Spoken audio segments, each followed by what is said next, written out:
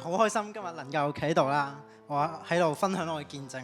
我係呢個勁中區孖田組嘅余君陽啦。咁我由幼稚園啦就開始跟我阿媽返教會喎，就每個禮拜都純粹係過嚟同啲哥哥啊姐姐同啲 friend 一齊去玩嘅啫，都冇點去認真對呢個信仰啦。去到小學都係純粹以呢個寧可信其有不可信其無嘅心態嘅啫。咁嗰段時間嘅我一直都好負面嘅，心裏面充滿咗比較啦同埋怒氣嘅。嗰陣時我係非常之暴躁嘅呢個脾氣。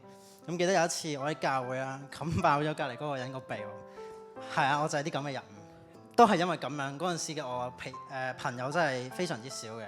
咁直到去中四嘅嗰一年啦，我就同一班有6-7個弟兄度啦，就上呢個出苗課程喎。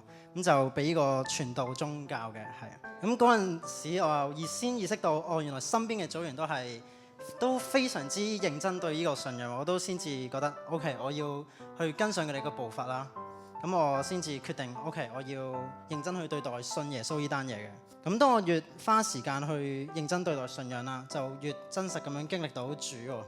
咁就感受到嚟自主嗰份嘅平安同埋喜樂啦。咁隨住時間嘅過去，我都成個人慢慢變得開心啦，識得去依賴其他人，同埋咁我比較上都少咗去同其他人比較。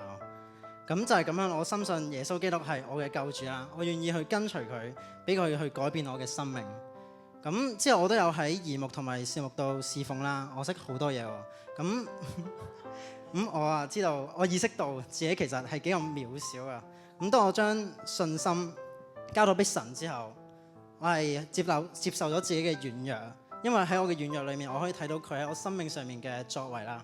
咁而家嘅我嘅身邊有一班好支持我同埋包容我嘅弟兄啦。咁同佢哋都經歷咗好多嘢喎。咁我唔再依靠自己啊！我真真正正信咗耶穌之後，我變得開朗快樂啦。可惜依賴其他人，咁我都希望咁樣一路走落去，一生咁樣跟隨住主啊！記得訂閱親密見證頻道，撳埋個鐘仔，同埋幫手分享、點讚，等更多人認識神。